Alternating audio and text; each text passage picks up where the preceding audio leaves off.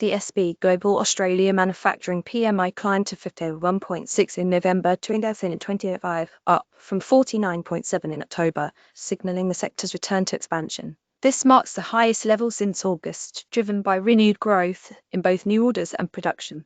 These gains were achieved despite a third consecutive monthly drop in new export orders, reflecting challenging international trade conditions. Forward-looking indicators suggest increased optimism regarding future output, fueled by planned expansions and expectations of improved economic conditions likely to drive sales.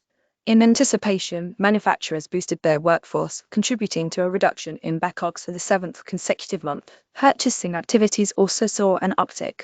However, inventories fell at the sharpest rate in nearly a year due to supply chain delays. Companies pointed to issues such as shortages, shipping constraints, and turnover at ports as reasons for the most significant extension in lead times since last December. Lastly, a slowdown in input price inflation resulted in the slowest increase in selling prices over the past year. The material has been provided by robotfx.org,